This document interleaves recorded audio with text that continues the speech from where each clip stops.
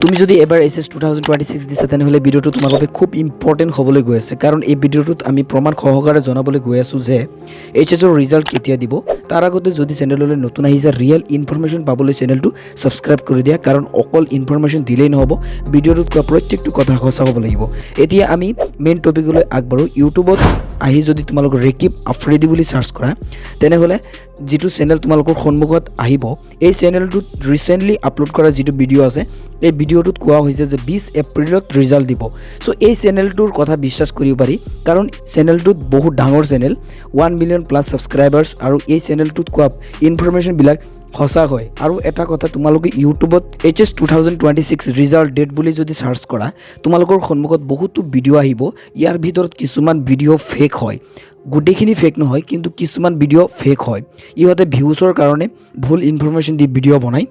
আৰু ইয়াত তোমালোকে এটা শৰ্ট ভিডিঅ' পাবা য'ত আমাৰ হিমন্ত ছাৰে কৈছে 20 এপ্ৰিলত এইচএছৰ ৰিজাল্ট দিব সো ইয়াৰ পৰা আমি গম পালোঁ যে আমি ক্লিয়াৰ হৈ গ'লোঁ যে 20 তাৰিখে এইচএছৰ ৰিজাল্ট দিব এইটো মোৰ কথা নহয় এইটো আমাৰ মুখ্যমন্ত্ৰী হিমন্ত বিশ্ব শৰ্মা ছাৰৰ কথা যেহেতু হিমন্ত ছাৰে কৈছে 20 তাৰিখে ৰিজাল্ট দিব তাৰ মানে সঁচাকৈ 20 তাৰিখে ৰিজাল্ট দিব এতিয়া কথাটো হ'ল যেহেতু আমাৰ 20 এপ্ৰিল অৰ্থাৎ 20 তাৰিখে ৰিজাল্ট দিব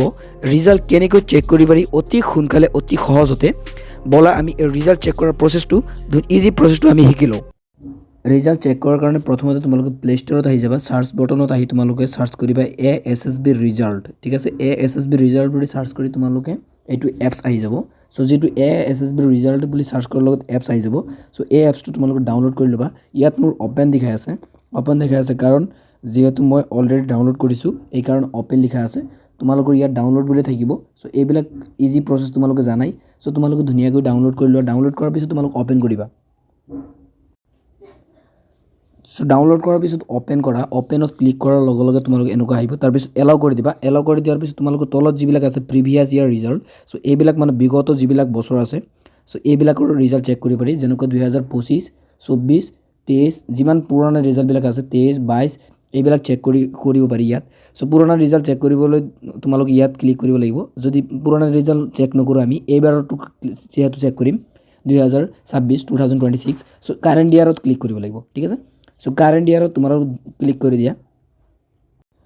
কাৰেন্ট ইয়াৰ ক্লিক কৰাৰ লগে লগে তোমালোকে এনেকুৱা আহিব সো ইয়াত তোমালোকে মোবাইল নম্বৰটো দি দিবা তোমালোকৰ নিজৰ মোবাইল নম্বৰটো যেটো তাৰ পিছত তোমালোকৰ নিজৰ নামটো ইয়াত দি দিবা তাৰ পিছত what do you want to study so ইয়াত তোমালোকে হায়াৰ সেকেন্ডাৰী ক্লাস 12 যেটো আছে এটো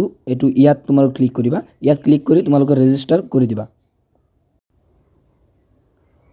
ইয়াত তোমালোকৰ তাৰ পিছত ৰেজিষ্টাৰ কৰাৰ পিছত এনেকুৱা আহিব সো ইয়াত তোমালোকৰ যেহেতু এটো ক্লাস 10 টো চেক কৰিছিলো এই কাৰণে এটো ক্লাস 10 টো আহি আছে সো যেতিয়া তোমালোকৰ ৰিজাল্ট ডিক্লেয়াৰ হ'ব তাৰ পিছত ইয়াত তোমালোকৰ ধুনীয়াকৈ ইয়াত ক্লাস 12 লিখা থাকিব ঠিক আছে ক্লাস 12 লিখা থাকিব তাৰ পিছত তোমালোকৰ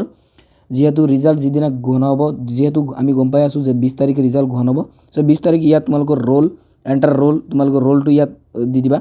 ঠিক আছে ৰোল যেটো আছে তোমালোকৰ নিজৰ ৰোলটো ইয়াত তোমালোকে এন্টাৰ কৰি দিবা তাৰ পিছত যেটো তোমাৰ নাম্বাৰ আছে হেতু দি দিবা তাৰপৰ ক্যাপচা এন্টাৰ ক্যাপচা যেটো